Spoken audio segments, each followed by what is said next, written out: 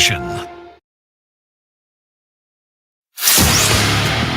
Listen up, Friar Faithful. 97.3 The Fan's Padres Roundtable is on the air. Unbelievable! It's time to discuss everything going on with the Padres. The 97.3 The Fan crew is here for the most in-depth discussion on the Friars in our weekly Padres Roundtable, delivered by San Diego Roundtable Pizza. And now, here's your host, Ben Higgins. Padres fans, we have nearly made it through the All-Star break. The second half is upon us, and it is time to wrap up the first half and look ahead on our Roundtable Pizza. San Diego Padres 97.3 The Fan Roundtable, presented by San Diego Roundtable Pizza. It really is pizza royalty. Joining us a smaller cast than usual this week, Tony Gwynn Jr., enjoying a well-earned All-Star break, and of course, my friend Stephen Woods on his way to Manchester, England, actually arriving there for his 50th birthday in Oasis. But we have Matt Scraby at the end, Paulie Reindl with us, Braden Soprenet, what's up, and Chris Ello. All right, before we kind of do the review and look forward, since last week's roundtable, Padres took 2 of 3 against the Philadelphia Phillies. Takeaways, Chris, and how encouraging that series was to wrap up the first half of the season for the Padres. It was necessary, I think, to get that series. I looked at this a couple of days ago. I mean, look, we've had 3 days to look at everything now because nothing's been happening.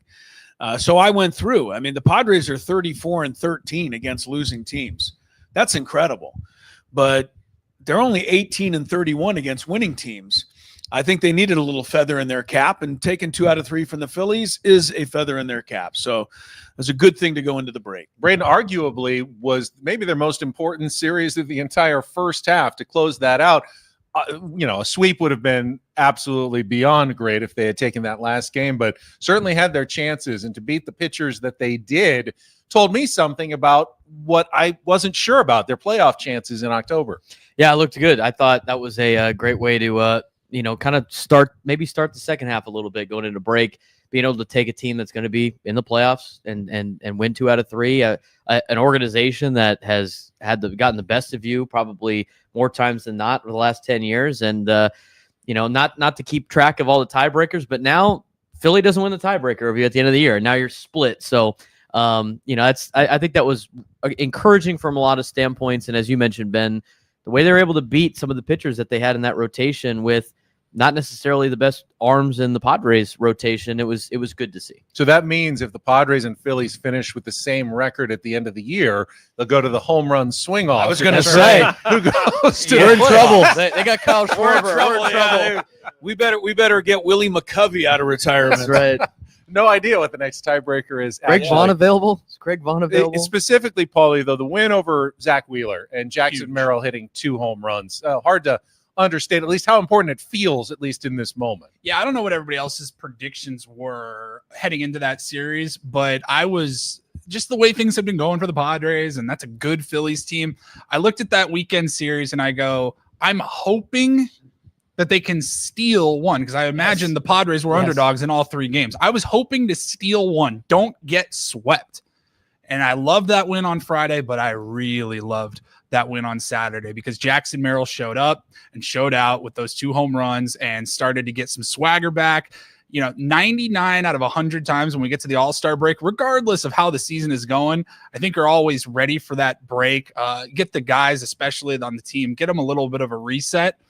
I think this might be the one time out of 100 where you're like, maybe we could have pushed that All-Star break another week or 2 because it seems like the team was finally starting to click and they went out on such a high note. And Jackson Merrill in particular was starting to feel it. And then you got to take 5 days off or whatever. You're like, of course. I hope it continues. I hope they continue to roll just off that momentum. But it was huge. It was massive to take 2 out of 3 from them. And of course, Matt, they got that win on Saturday without 3 of their top relievers available as well. And I've been saying for a couple of weeks, Padres need a different formula to win games. It can't always be get up 2-1 and then hand the ball over to 4 guys in the bullpen who have to be perfect for the last 4 innings. You can't walk a tightrope for 2.5 months to the playoffs. They needed to find a different formula. One day they found it with Jackson Merrill home runs and other guys in the bullpen stepping up in higher leverage roles like David Morgan. Yeah, I really like what David Morgan's doing, and I think he's going to be pretty important for the stretch run. And I like that he's getting this experience now before the postseason, before some of the bigger games later in the year. He can make his mistakes now, and then he can learn from those, and he can be better down the stretch. But correct me if I'm wrong. Did Jackson Merrill hit 2 high fastballs out for a home run? Because that was his kryptonite there for 2 months. He could not hit the high fastball. But I'd rather him ruminate in the Zach Wheeler double home run game than what he was doing heading into the break, because I feel like Jackson Merrill wants to get back to this as soon as possible. Yeah, baseball is always amazing. I think the next day Bob Scanlon did a little breakdown and showed that Jackson moved his shoulders by like 1/4 of an inch. Did he even know he moved it? Did he even know he moved his shoulders? Of course. Now he's back to being Right, Jackson Merrill. yeah. Is that all it took? Was 1/4 of an inch? Apparently. No idea. If that's the case, then Victor Rodriguez needs to be fired. Because if it really was just that You simple. didn't see that 1/4 of an inch. All right, so Struggling forever. before we look ahead to the second half, let's look back. And I want to begin with what is a deceptively simple question, but I think it's kind of hard because the Padres are 52-44 at the All-Star break. Last season, they were 50-49 at the All-Star break. So why isn't this team better, Braden, than last year's team? I think they are better. I think they're playing better. Last year I was watching. I mean, every single game that I watched in the first half last year was incredibly frustrating.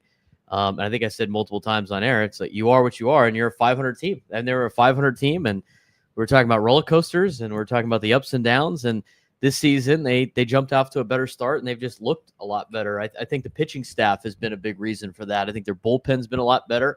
And you know what? I mean, some of the stars are starting to figure it out. I mean, Xander Bogaerts has quietly put together a lot better numbers, and I was shocked to see how his numbers compare to Mookie Betts in the first half of the season. He's outplayed Mookie statistically. Did you know that Xander Bogaerts is no longer a Padre? Yeah, that's right. We traded him. We DFA'd him months ago. But he turned it around. Jackson Merrill, as we've talked about, is turning things around. Fernando starting to turn things around again. Manny's had a great year, but I think the bullpen has been, a big reason why they've had success. And I think they've played better, and their record shows that they've been better than last year's team. But last year's team got hot at the right time. And if the Padres this year can get even close to that, they'll be a really good team in October. Brendan, I give you credit because as sports fans, we tend to be prisoners of the moment. And it's hard to remember, knowing how last year turned out, how frustrated we were with that team through the first half of the season. Paul, Frustrating. You do remember that at 50-49, they couldn't get anything going. It was constantly like, okay, they're almost back, and then they lose 5 games in a row. Remember, they got killed by the Guardians in the first game of the second half to go 50-50. I thought, this season's toast. That's what I said. That first game, it was awful. Yeah, last year it was win 2, lose 3, win 3, lose 4. Like, it was just back and forth. They could never get going. Thank God this team started off the way they did, because we've talked about it a ton over the last few weeks. That which you can't do, I understand, but if you took away that hot start, they've been a pretty sub-average, below average offense, and it's been pretty tough to watch. Thank God for this bullpen. So I think I probably lean towards this team is still better, just because they're just better on the margins, like the bullpen, how they're able to stay in just about every single game. I mean, Padres offense, they're not going to blow any teams out of the water right now, but they're also not going to get blown out of the water, at least very rarely, because they hang around. So if they can just start clicking offensively and make it so that every single time it's not a high leverage game on the line moment for that bullpen, I think that's going to do wonders. But Matt, does it even make sense? Yes, they have a better record, but last year's team had all-star outfielders in Jurickson Profar and Jackson Merrill. They had Ha-Seong Kim, who contributed all year long. He's obviously gone. How is this team better than last year's team? I think, well, number one, I think Manny is a better version of himself, maybe even the best version in his career. And I predicted yesterday he's going to win the batting title and he's going to win National League MVP. So I fully believe that too, because he is having a season right now that is one that we're going to remember if it continues the way it is. I also think that second year of Mike Schilt ball, I guess is what I'm going to call it. They're finally settled into how Mike Schilt wants to play. They're all buying into the same thing. Last year, they started the year, like we said, roller coaster. Mike Schilt was defending them like crazy, even if he looked a little crazy. And I just think that they have fully bought into what this coaching staff and what Mike Schilt wants them to do. Chris, how do you compare the first half of this season to the first half of last season? Allow me to be the one, Ben. Oh, here we go. To take a little cold water and douse all of these guys. Last year's team was better than this year's team, in my estimation. Even at this point in the season, the record is better this year. But I don't think this team is better. And I don't think, I think if you're being realistic, if this team, and you said guys are showing some signs, but if this team doesn't do a whole lot better offensively, if this team does not get healthier in the starting rotation, I don't know that you can count on the bullpen to hold up. Are all four of those guys, the four horsemen, are they all going to go 90 appearances and still be throwing BBs and subs? I have a lot of concerns about this. And last year's team, 43-19 to close the season. You'd have to play superhuman for this team to duplicate that. So I think this team is going to have to do a lot better in the second half than they did in the first half if they want to make it. But they don't have to do as well in the second half. They don't have to go 43-19. They're going to have to do something. I am forced to kind of agree with Chris, though. I don't think this team is better than last year's team, despite the better record at the break. Simply last year's team had more players, more production up and down the order. They had a better bench. Undoubtedly, they had a better bench. This year's team has won on the margins a little bit better with the bullpen. And quite frankly, they've gotten, I don't want to say lucky, but their 1-run and 2-run record has been so good that it's kind of masked some of the flaws that, quite frankly, they were a little unlucky to be only 50-49 at the break last year, Braden. Yeah, but my counter to that is I think, they're still – I don't know how they're winning games.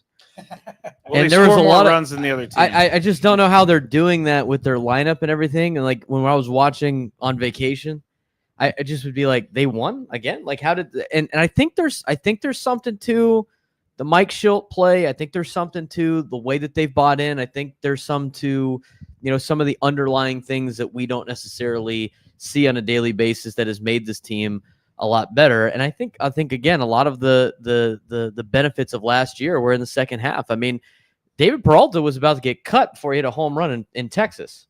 And he went on a tear. So I think the bullpen has played so much better and the pitching staff has done so well from margin guys. It outweighs the offensive production from last year's team that you've seen. And the other thing too, is just I can't make a whole distinction on this until after the trade deadline, because I honestly don't think you need a lot at the deadline to make everybody else be better. I mean, 1, maybe 2 bats in the lineup that are average players, I think are going to do wonders for this team, and you might start seeing a little bit more depth in the bench just by moving guys into spots that are probably more their roles. It's our 97.3 The Fan Padres Roundtable, presented commercial-free by San Diego Roundtable Pizza. It really is pizza royalty. And speaking of last year's team, Real quick, can I have a cross-examination of Braden? Yeah, go ahead. Yeah, what do we got here? Lawyer Chris? Yeah. Here's my thing about, responding to your positive angle that worries me. They're a minus 14 run differential this season if you take away 21-0, and if you take away the game the Dodgers gave them with Kike Hernandez pitching. They've been outplayed and outscored. Those things tend to hurt you as the season goes along. Those, to me, are indicators that maybe your record is a little better than it should be right now. That's why I think they have to play better and do better and perform better in order to keep the record what it is. They definitely need to play better. I Okay. mean, but I still think this year's team at this point is better than last year's team at this point. To be fair, I would say that the two teams that the Padres are competing with, the Giants and the Cardinals for the last they're also probably record-wise better than they should be. Yeah, okay. Both of those teams are very Let me flawed. ask you this too, Chris. Have you Yes. seen this? Have you seen the schedule in September For the for the San Diego Padres? Well, as long as they're playing losing teams, I feel there's good a about lot. it. There's a lot of teams that are going to be dumping their rosters at the trade Okay. deadline. September's time Hey, to look, eat. September's don't get me nice. wrong. I think You got to they're make it going through August, though. Okay. August sucks. Don't get me wrong. I think they're going to get where we want them to get, but I just don't believe that they're playing well enough at this moment to get there. Fourth easiest strength of schedule in baseball in the second half of the season for the Padres going forward, and easiest in the NL West. Now, there are tough stretches, including 2 weeks that are almost all Dodgers-Giants, that will probably have an outsized impact on the second half of the season. Before we go to the second half, though, I want to continue to look back at the first half, and we had a little fun with this topic on our show this morning, as I brought up the 4 guys last year that are no longer with the team, that all had at least a one WAR contribution for the Padres. Jurickson Profar, Ha-Seong Kim, Kyle Higashioka, and Donovan Solano. And I asked the question, if you could just bring one of those guys back right now, put them in the Padres lineup, which would you do? And Matt Scraby's doing the hand. This is simple. It's Kyle Higashioka. That's what Paul said That's as what well. I said. Braden? I'd say, is he allowed to play in the postseason? He's not? He's No, not. you got to take it like it is. Oh, take it later. I'd still rather have Profar. Okay. And, Just the vibes he brings to the and- team. Like and Profar Chris? to get you to the playoffs, and then then you back got to to lose him Bryce and figure out how to. Johnson. The chemistry is all messed up. I mean, Are we don't we- even know that Profar's Are we going past to the be trade? Profar. Are we past the trade deadline yet? Chris, who would you take? out of the- Profar. You would take I'd Profar. take Profar. Wait, what He's is already going done on? more than Higashioka's done all season in just a week. It's true. You've been complaining all week about the catching situation. Of course I have. Higashioka he's not was a Well, good. you haven't pot- asked me to complain or not about left field, but if you want me to, I will. He's And not a so would massive- almost No, I don't everybody want else. you to. I Okay, don't want well, you to. I mean, if you looked at, did you guys see like what Higashioka's numbers were when he rolled into town? He had the same He amount had of one good game He had that, the same that amount doubled of, his season no, output. but he had the same amount of home runs as Martin Maldonado, and his average was like barely higher than Martin Maldonado's. My I mean, it's not a answer, huge which upgrade. none of you said, was Ha-Seong Kim, who is now Yes. healthy. And He's actually eligible. I try to look at this from the perspective of an outsider. I'm the Twins general manager. Wouldn't you take a guy who had back-to-back seasons over 5 WAR, and yes, he had a bit of a down season in 2024 before signing with the Rays. Jurickson's had one pretty good season. It was last year. I have no idea if he's going to be Jurickson again. Kyle Higashioka 8 is great, but he's a backup catcher. He's always been a backup catcher. You have no idea if he's going to do anything in the second half of the season. The one guy out of those 4 that I would trust to have a solid second half, play great defense, be versatile, speed. He's already beloved in the clubhouse and by San Diego fans. I thought it would be an easy call. Just bring Ha-Seong Kim back. Yeah, Now, but we're not talking about the Twins if you're going to be the Twins GM and want just the best overall player. We're talking Hey. about the Padres and who addresses the biggest needs. give me the best overall player, and I'll take my chances. finding a I spot think for him. even Higashioka's mediocre numbers as a backup catcher in Texas, he comes in, he knows most of the pitching staff. He's also beloved in that clubhouse. He was a fan favorite. And I keep going back to when we had Letters to AJ on our show last Thursday. He brings the analytical approach and he broke it down in layman's terms for us that Higgy like cracked the code for Petco Park. His swing was perfect. And that's why contributing factor into why he had so much success here, especially in the second half and the postseason last year, because that short porch in left field with his swing, they called it the Higgy Bank, the Western Metal Supply building. Like he actually can succeed here at Petco Park, something not a lot of guys can do. And he's an instant upgrade over what you have been rolling out there at the catcher position. Anybody want to say anything good about Donovan Solano or? He's not having a great year. I will Rough say that the year. Padres need bench players like Donovan Solano really badly compared to the others. Obviously, you could put Ha-Seong Kim there. Ultimately, I was forced to kind of concede. Kyle Higashioka probably helps this team more than anybody else at the moment. Last thing on Ha-Seong Kim. We talked about the team this year being better on the margins. That includes one of my favorite areas of the game. Base running. Ha-Seong Kim, Not a great base runner. not a good base But runner. hey, Chris, his helmet falls off while he runs. I don't Yes, mind it does. that. I just mind him getting thrown out all over the place. Defense is also important. Yes, He's it good at is. that. All right, one more question on the first half, and then we can move on. I think Manny Machado is the obvious choice of first half Padres MVP. You can put Fernando Tatis Jr. into the conversation as well. I'd probably put Nick Pivetta into the conversation. But who, in your guys' mind, was the most underrated contributor for the Padres in the first half of the year? A guy maybe we didn't talk about quite as much, but was pretty important to the Padres' success. Chris, you want to go first on this one? Boy, everybody made the All-Star team, right? Can we, that contributed. Gavin Sheets, I mean, I don't know if he can be underrated. Yeah, he's got a lot. He got so much love for what he did. I don't know that I could back this up enough, but I'm going to try to answer your question. I'm going to say Randy Vasquez. Good call. Good call. 3 wins is not enough, but the fact is he posted, as Manny likes to say. He was out there every 5 days, gave you your 5 or 6 innings. He drove me crazy too, not throwing enough strikes, but at least he was legit starter who gave you a chance to win. And I'd say that would be underrated. I think Randy Vasquez is an excellent call for underrated. I'll throw out Jake Cronenworth, who very quietly has put together, solid 1.5 WAR first half of the season, despite defensive metrics that do him no favors. I think he's a better defender than the numbers give him credit for. The analytics would say that Jake is a very poor second baseman in Major League Baseball. When I watch him play, I don't get the sense that he's a poor second baseman, but he gets on base, and it's something that other guys on this team have struggled to do, whether it's walks or getting hit by a pitch. He finds his way onto the base paths. He's come up with a couple of clutch hits when they've needed him to. And you don't say a lot about Jake other than mostly, why did they sign him to such a long-term deal? He's overpaid. But Jake's had a pretty solid, underrated first half of the season. Brad?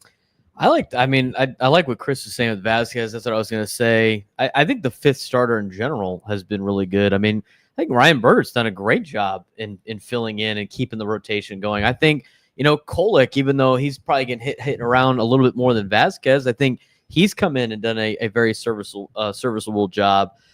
You saw Kyle Hart make a couple of starts that were good, but he came in the other day, as a bullpen arm and shut things down for the Padres. That kind of like last guy on the roster from the pitching side and the guys that are getting the miles between AAA El Paso and San Diego for the pitching staff. Those players have been a big reason why this team has the record that they currently have.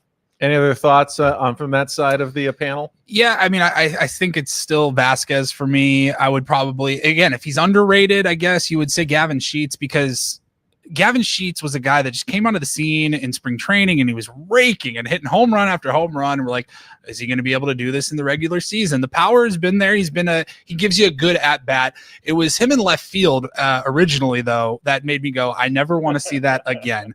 Running into the wall. It was tough to watch. I don't know what the defensive metrics are going to say, the advanced analytics. Just the eye test tells me that Gavin Sheets actually may be serviceable in left field. He's gotten a lot better. He has improved dramatically over the course of the season, almost to the point where I'm not so sure that they need to have left field be a top priority at the trade deadline like it was at least a month ago or even more than that. You're like, we have to get a left fielder. We have to get a left fielder. I'm starting to lean towards Gavin Sheets may be able to get the job done every day in left field, and that would allow you to go out and get a catcher or some bench pieces, a DH, whatever you need, whatever you can get. I'm starting to think Gavin Sheets may be open field. He's really improved. I agree with that. I think he allows you to at least consider. You need a bat. Does it have to be a left fielder? Maybe not, at least as badly as it needed to be, Matt, a few weeks ago. I do like the Gavin Sheets pick. I'm tempted to say Xander Bogaerts, but I'm not going to, because Xander did have a nice second half of the first half. But I'm going to say Adrian Morejon, because no one really talks about him. And he has come in some situations that the Padres needed him to pitch well, and he has. He's gotten the outs that he needs. He's an all-star. And he just seemingly keeps getting better to me throughout the year. A week ago, the answer was definitely Adrian Morejon. And then he got to the All-Star game, and I think he got a little more of the credit and was tough to be underrated as an All-Star. That is true. I think a week but no ago, one talks about him. Yeah. Don't ask Scraby these questions. He still has Tyler Wade as the first half MVP. I was tempted to say him too. I know you. All right. Is he still alive, by the way? Is he on the team? Yeah, they showed him on camera the other day in the dugout. I mean, where is he? I think we've asked that question every roundtable for the last 3 weeks now. We're like, where's Tyler Wade at? I think I've seen Matt Carpenter in the dugout. This is a complete aside, not on my agenda, and it's not a shot at Tyler Wade, but I was looking at the bench contributions for the Padres this year. This has to be the worst bench that AJ Preller has ever put together. Oh. The leader in OPS off the bench and the leader in WAR off the bench is Bryce Johnson already with .2. Everybody else is significantly into the negatives. I mean, it has been the least depth that I think we've ever seen from an AJ Preller team, which means it's an easy place to usually upgrade your roster at the trade deadline in the second half of the season. It's true.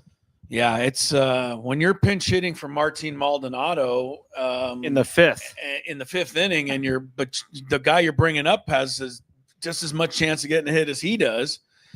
Man, You're not in a good spot. When I root so hard for a guy like Trent Brooks. I mean, how can you not root for these guys? Yeah, he just they're you're not in a good spot when Trenton Brooks is your silver bullet, as they said off. I know he's a local kid, so we have to root for him. It's pretty easy for me not to root for Trenton Brooks. I just don't see it. I'm ready. I'm ready to get this guy out of here. It's pretty easy for me. Of course, not root for him. Of course, I hope he turns around. It's more like I'm kind of ready for the Trenton Brooks experience to be over. It's almost comical that the parade of players they have brought up from AAA from the beginning of the season, whether it's Connor Joe, Oscar Gonzalez, Tirso Ornelas, Luis Campusano, you think just the luck of the draw. Someone would come up and have a good week or two, would have 3 or 4 hits, and none of them have been able to do a single thing on the big league level at all. You just named names that I thought were going to be big contributors to the team this year. Connor Joe, I thought was going to be a huge contributor. Oscar Gonzalez, I like what I saw out of him, but he just wasn't doing the job well enough. Trenton Brooks, I like him as well, but he's on a team that needs him to produce right now, and that's not what he's going to do. But there've been so many guys that were like, they're going to be huge contributors to this team, and they just have not panned out this year. It's kind of a tired line, I fully admit it, but the one that I like to go to every year is always championship teams don't have blank in their everyday lineup or on their everyday roster. And like right now, I think you could probably throw like 6 current Padres into that blank part of the statement. Championship teams don't have Trenton Brooks out there. Championship teams don't have Bryce Johnson out there. They don't have Diaz Maldonado. Look, you would have to take serious upgrades at other parts of the roster to be able to live with the production that we're getting at the catcher spot. You can handle one black hole in your lineup. It's when you have 2 or 3 back to back in the bottom part of your lineup that has just killed this offense. I mean, the Houston Astros won a championship with playing Martin Maldonado. He really wasn't that much better. He was a little better defensively, but he managed the pitching staff well as he does now. But offensively, he's been bad for many, many years. You can have like one of those guys and still win a championship. But Paulie's right. There's too many uncontributive players. Is that a word? Non-contributing. It is now. It is. Scraby gives me this hard time, but the people who listen know that I watch 99% of the games on DVR because I don't commit 3 hours a night to a game, but I do watch them all. And I hate to say it, time is too valuable, guys. I know, but my time, right? Good for him. My time's too valuable. But what I hate to say is that I can fast forward through too many Padre innings now. 7, 8, 9 coming up. Yeah, because it go right through it. Yeah, and then it's time for the next. Yeah. So, what do we think about Iglesias? Is his defense good enough to make it worth it for him to keep a roster spot? Yes. Who are you going to replace him with? Is basically my counter to that. Yeah. Now he's also been a much worse version of Iglesias than the Mets had. That's true. Last year, so you can't say that was a huge successful signing, but his defense has been good. He had the one game that he helped them win offensively.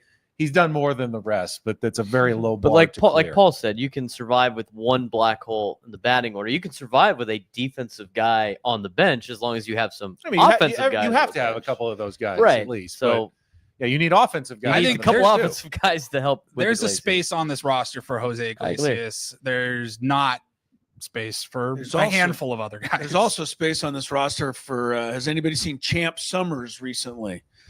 That was an '84 reference. Oh, I was like, what? The big hitter off the bench in 1984. I'll be looking for Champ Give me Summers. Champ Summers. Jim right Leyritz now. available? He had a big home run. That's okay. That's a version. There you go. I was actually alive. Now, let me tell you, Champ Summers was a threat that year. Jim Leyritz. All right, we're down to about 2 weeks now until the trade deadline, and I think it's a fool's errand to try to predict what players AJ Preller is going to acquire. He's looking at the whole league. He's probably looking at a bunch of guys we haven't even brought up once.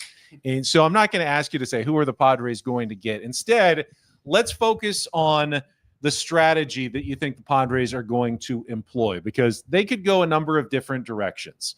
All in, Everyone's available, including Ethan Salas, maybe even Leo Dallas DeVries. Try to acquire the best players possible, and you are going all in for a World Series title. There could be a more conservative approach where you're just trying to pick up a couple of, back-end bats, maybe one more arm, but you're not looking to trade any of your top prospects. A third kind of hybrid is, are you considering trading some of your own big league players in order to shore up other areas of your roster? Could Dylan Cease or another player with an expiring contract go to a team that needs pitching more so the Padres can address some of their offensive needs? Or is there a possibility the Padres are going to be very quiet at the deadline, not wanting to add salary? They're already on the threshold of the second luxury tax threshold. We don't really know what a John Seidler ownership looks like at a trade deadline. Those are kind of the four different pathways that I can see the Padres taking. Matt, which one do you think is most likely in the next couple of weeks? Well, I definitely think they're going to be making moves. And I talked about this last night on the Scraby Show. Like, if Dylan Cease is involved in the trade, that means you're getting someone back that's going to help this team immediately. You're not getting prospects back, which is what I've seen. Like, we need to restock the farm, and so let's trade away Dylan Cease and get a bunch of prospects. If you're going to trade a major league player, you're going to get someone back that's going to immediately go in the lineup or go in the rotation or wherever they're at. But I think that there is a possibility they do trade a major league player on the team right now with an expiring contract. It's not going to be Michael King. So by process of elimination, I think it's going to be Dylan Cease if that happens. But I do think AJ is going to be aggressive. He's also going to do his AJ thing where, like you said, and there's going to be a trade announcement. It's going to be for some guy I've never heard of, and I need to go to Baseball Reference to figure it out. And that guy probably will contribute. Like Dennis Lynn the other day said, Corey Lee, the catcher from the White Sox. That's a name that I think is a AJ Preller type player if he doesn't go all in with like major league players. That's acquiring on the margins, though. Paul, Yes. Someone like Corey Lee. AJ tends to like to go bigger and acquire players. We talked about this on our show. Not only that could help for the stretch run, but he's looking for players that might be under control for another year or two that become a future part of the core of the team. But that is going to cost, obviously, probably one of those top prospects, if not both of them. Yeah, it's so impossible to predict an AJ Preller trade deadline. Nothing, as we've learned, nothing would surprise me. Like him making a blockbuster trade with the Pirates for Paul Skeens and O'Neal Cruz wouldn't surprise me, honestly. And then him not doing anything, that would actually probably surprise me. But like what my point is, like the whole spectrum is available to AJ Preller. It's probably presumptuous of us to think that he drives around and listens to the Roundtable. Right. But if he did, how many laughs does he get when we're sitting there making all these predictions? He's like, you right? morons. Yeah, right. If Yeah, you you're nowhere only close. knew. Yeah. I lean towards, I think AJ makes a splash. And I have no idea what that looks like, but I think it's going to be at least a big name or two. Like you're like, whoa, I hadn't even really thought about that. I think he's going to push all of his chips in to win this year and I guess next year as well. As we go towards a potential lockout after next season, like I think he's going to be in win now mode. And maybe that's just because I want him to be in win now mode, push everything in, deal with next year, deal with 3 years from now, like in 3 years, like don't waste another year. We've seen 2 collapses now in the last 5 years. I don't want to see them trade any major league talent. I don't want to see them trade Dylan Cease. As poor as he's been all year, I still think it's more likely that Dylan Cease gets back to being Dylan Cease in the second half of this season than you get more production from whoever you acquire in a Dylan Cease trade. I just don't think that trade is there. I actually don't think that AJ Preller worries about his job security. As crazy as that sounds, I think he feels like he's going to be the general manager of the Padres for the rest of his life, and he's going to continue to GM the Padres like that he is going to be that team. I don't think he's going to trade Leo Dallas DeVries.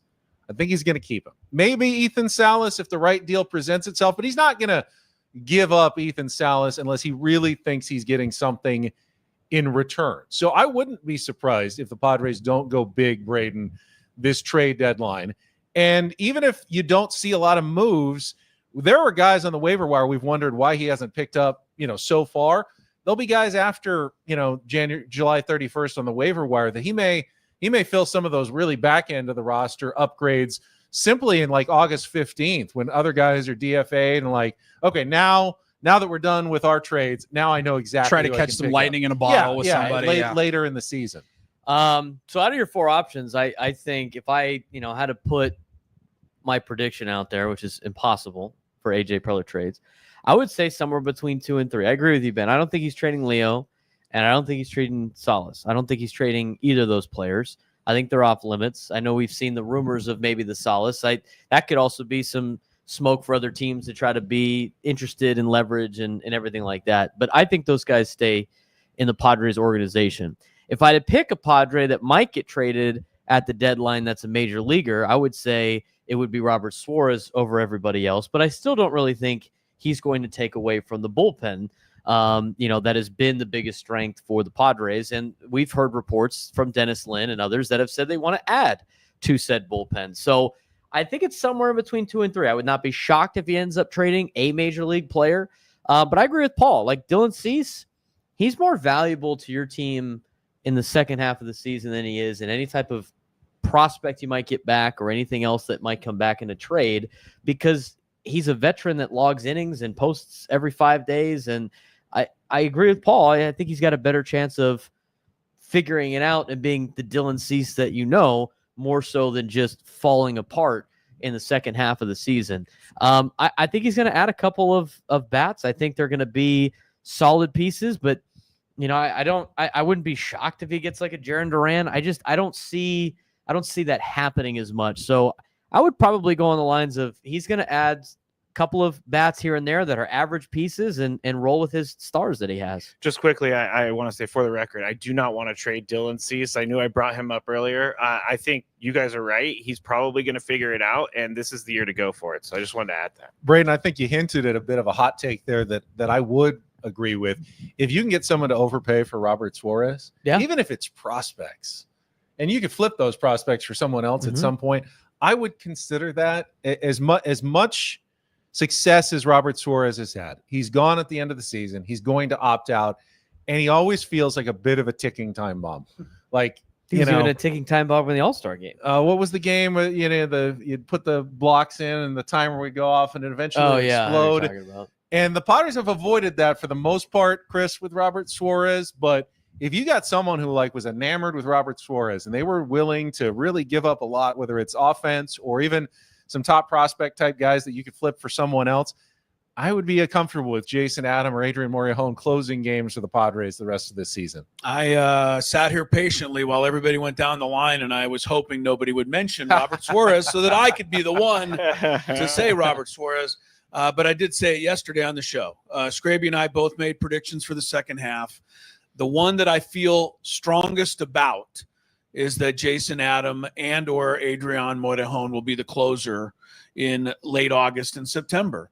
I don't see any reason to not offer Robert Suarez right now. He is the one area that you have. He's a luxury, and it's a wonderful luxury, but he is a luxury, and you can't afford to carry around a luxury when there's the rest of your squad is hurting so badly on offense and getting guys on and, creating runs. Jason Adam and Adrian Morejon both have better whips. They better have batting averages against. They have better ERAs. They're just as reliable. I love Robert Suarez. I love his entrance into the game. I think you got to trade him. And it sounds like from reports from the minor leagues that we've had on all week on our show that San Antonio's pitching staff is loaded with bullpen arms, and high Fort Wayne's loaded with bullpen arms, and El Paso's got a lot of bullpen arms, and that seems to be the depth that the Padres have is bullpen arms throughout the organization. They can't trade prospects, right? They don't have any more left. And we already discussed they're not going to do DeVries or Salas, we don't think. I think Robert Suarez is the only way to go here. Three-team trade. David Morgan has started to show me a lot. He had a couple of home runs that I wish he could have that pitch back, but for the most part, he's been really, really good as well out of the Padres bullpen. It's been and he came from Double-A. It's clearly the strength. Bradley Rodriguez has had a little bit of injury issues, but you could see him come back as well. there are enough arms, bullpen arms in this system that you could trade from a strength there for sure. I do think it sucks to say, but like I think with Suarez, his numbers, like him being an all-star, you always take the league leader or a top 2 or 3 league leader in saves. The Padres don't beat anybody by more than 4 runs. Yes, ever. he gets a chance almost every night. He gets exactly. and he does what he has done very well. There is no denying that. But like if you didn't have Suarez this year and you had Estrada or Adam or Morahone was your closer, with the amount of times the Padres win by 4 or less, 3 or less or whatever, it's always such a close ball game. Like, is there any reason to think that they wouldn't be the league leader in saves? I know an all-star History would game say. means less than nothing, but I do feel like you get to the playoffs, you're facing good teams with good batters, and that the hits that he gave up in the all-star game, just wait, swing late, line drive to right field.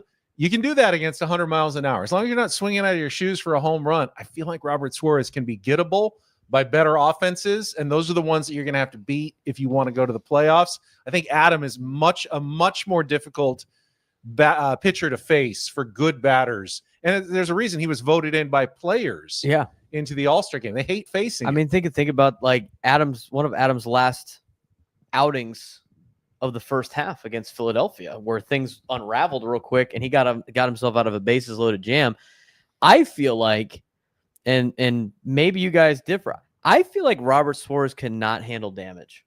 Once guys get on, it seems like he's more of a circus, and it's almost inevitable that he's going to give it up. And I also don't feel very comfortable. Like when you have your closer, right? Like even with Josh Hader, you could bring him in the 8th inning, get a 4-out save. If there's guys with bases loaded or guys on base, I don't feel comfortable with Robert Suarez coming in with guys on base.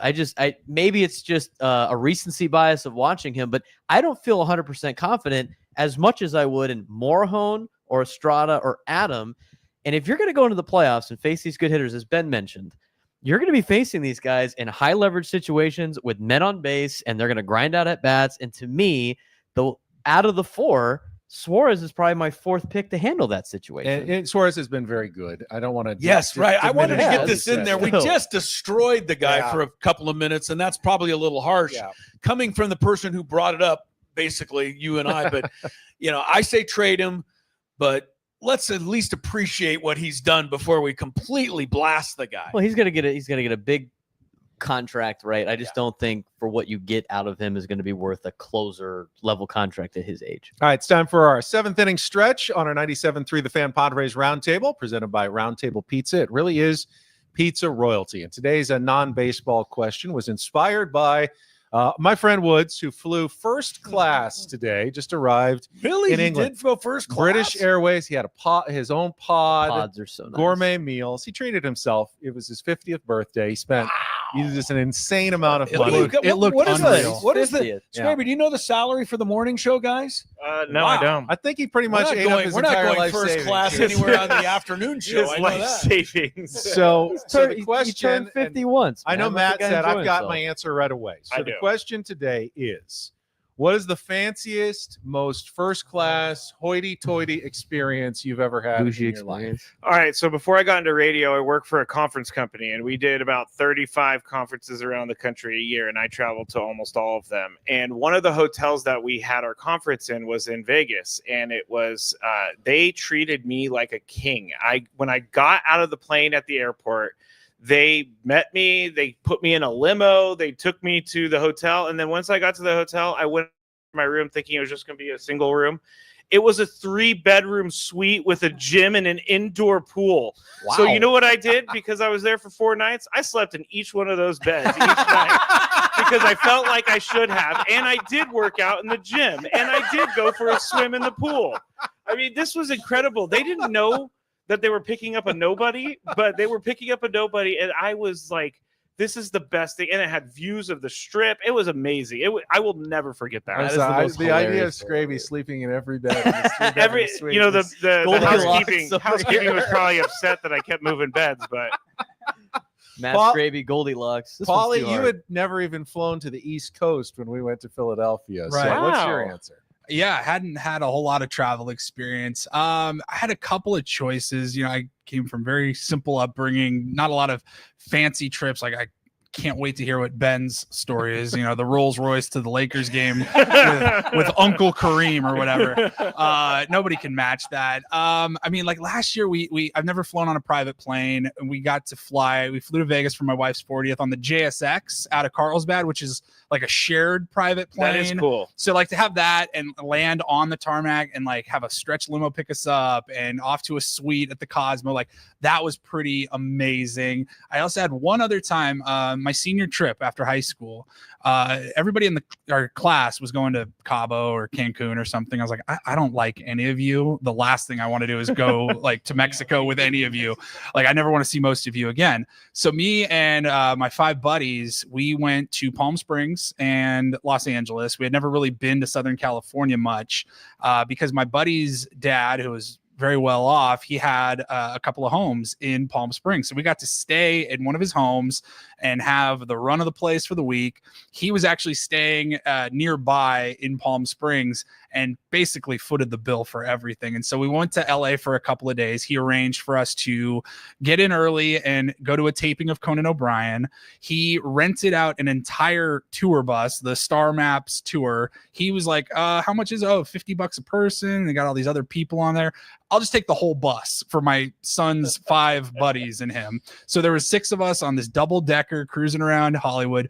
We went to this restaurant on the top of the hills that night after the Conan taping. It was fine dining to the max, and just that whole like 24, 48 hours of getting to experience something that I had never experienced was really, really fun. Braden, I know you just flew first class back from Italy. That was pretty cool. Any other great experiences? That was super cool. That was very much like, I can't believe I'm in this seat right now. This is kind of insane. And that was the first time I ever went to like one of those airport club things. I was like, wow, this is cool. People do this all the time. Like, and you're in a spot where it's like, I always get nervous. I'm like, first they're going to know I don't belong here. And I don't know if I have to pay for things. Like most of it's already paid for. And you're like, oh, you don't want to be the guy pulling out I don't know. Or do I pay for that? Or, but for me, I think like, the first class thing for the plane was cool. I honestly like traveling with a D1 football team in a power conference is probably the nicest thing ever. I mean, it was like everything was taken care of. When I was traveling with TCU football, we flew American chartered. Like you'd get food on the way to the airport, and then you would get on the plane, and there was already like a snack bag for you. But they didn't know where the linemen were sitting, so everybody just got lineman portions. So I would have like 2 sandwiches, 2 king-size candy bars, a Gatorade, a liter of water. It'd basically feed me for the entire trip.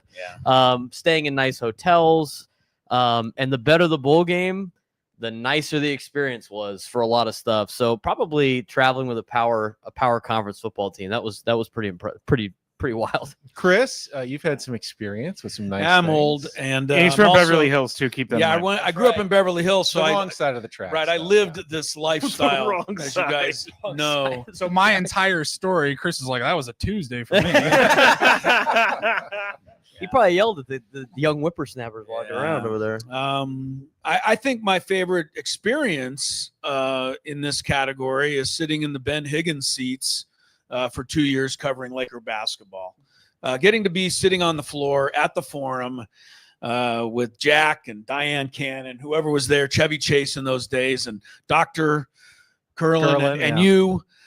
We didn't know each other then, but I know you were sitting over there. That was really incredible. I mean, Jordan, all these guys, Dominique Wilkins and Magic just right in front of you. I sometimes had trouble covering the actual game and doing but the only if you want to talk about a splurge, my wife will back you up. I don't splurge on anything. I don't find anything that's more expensive normally to be better than anything else, except for the last car I bought. You guys know I've got my white Mercedes, and that's people look at me and think I'm really arrogant, and maybe you're right. I'm not. I don't think. What kind of money does the afternoon show make? That's right. I told you. Benny, can we get a salary check on the afternoon show? Told Lori, I said I haven't done it. I'm like 100 years old. I'm splurging for one car. And I could so say this about Chris. It took him almost a month to buy a pair of shorts that were like $100. Good for you, It took Chris. the bull Treat shorts. yourself. Remember the bull Yeah, shorts? no, I don't buy anything. Yeah, right. Yeah. Woods is that was treating I treated himself. myself on that. You're doing That's it with the car. I mean, I've had a few to choose from. Got to play Pebble Beach with my dad for my high school Wow. graduation. Did Shadow Creek in Vegas, was amazing. Did an $800 like dinner tasting menu at a farm outside of my buddy Scott. But you're right, Paulie. There's nothing beats going with my grandpa, the doctor of the Lakers, in his roles with his driver, eating dinner at the Forum Club, surrounded by celebrities, and then walking down to put your feet on the floor, sit in those chairs, better than Jack Nicholson's seats, Wow. to watch. And then, of course, Take Kareem that, and Jack. Magic would come over to say hi to my grandpa and say, pat me on the head. Yeah, they didn't say hi to me. Yeah, They exactly. didn't pat you on the head, No, Chris. no, I was pat I me was on the bugging head, them for and interviews. There's no fancier hoity-toity experience than that. That's All right, we got pretty about sick. 5 minutes left. I want to look ahead, and this is kind of free form at the end. So, Paulie, how do you think the second half of the season plays out here for the San Diego Padres? I think they make the playoffs. I really do. I think this team is currently constructed. We had all those trade scenarios. What's going to happen in the next 2 weeks? Impossible to predict. If they didn't add anything, I think this team could flounder and still make their way into the playoffs. I don't think they'd go very far as currently constructed, but I think they can get there. So that means with even marginal upgrades at the trade deadline and getting Michael King back and having Yu Darvish continue to progress and come back into the rotation full time. I think that the writing's on the wall for this team to, I'm not going to say go on a crazy run like what was the record, 43 and 19 last year. I'm not expecting that. You also don't need that because of having the better record to this point than last year compared to last year. So I do think it's available for the taking. Jackson Merrill, if he can get rolling in the second half, Manny's going to post. I don't expect anything different from Manny. If Fernando can get hot and stay hot, if Xander can play in the second half like he did over the last month plus, I think this team makes the playoffs, and I think they could go on a run depending on who they add. Chris, what about you? Second half? Well, I do. First of all, I think I have a bad feeling about the Dodgers kind of running away a little bit. And I'm saying that because, they're getting Snell back, it looks like, eventually here. They're getting Glass now back. They're getting healthier. Why I bring that up is I think they're going to get the number 1 seed. Now, with that said, that leaves the Padres as a playoff team with either the 4 or the 5, as we know, or the 6. Well, if they're the 4 or 5 and they win, they got to immediately play the Dodgers again. So I'm going to hope that they come in the 6th spot this year and, get into the playoffs. Let the Brewers or whoever, the Phillies or Mets, whoever that is, let them play off to face the Dodgers and let the Padres be on the other side of the bracket. That's how I hope it plays out. Maddie, what about you? I'll just bring my predictions from yesterday that Chris and I did, and these are kind of overinflated predictions a little bit, but I said that Gavin Sheets is going to have 30 home runs by the time the season ends. He needs 16 more, and he's starting to hit them. He's starting to hit them at a faster rate.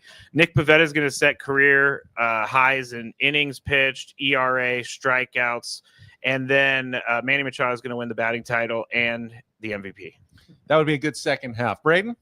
I think they get 2 bats at the deadline. I think they get a bullpen arm. I think they push the Dodgers for the division. I don't think they win the division, but I think it comes down to like last year. I think they're within 3 games of a division because I think the pressure of them winning puts pressure on LA, and the last team to do that was the Giants. The Giants overcame them in the division. They didn't beat them in the playoffs, but that's what they did.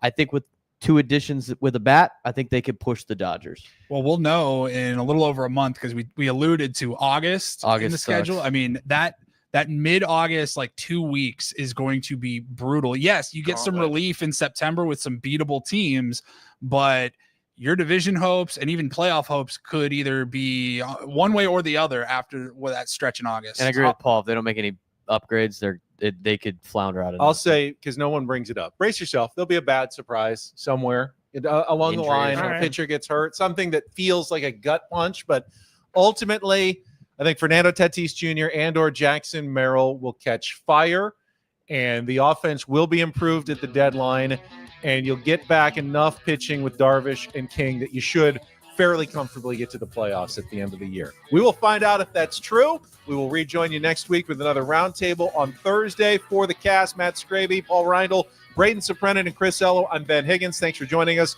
on our Roundtable Pizza Roundtable. Remember, it really is pizza royalty.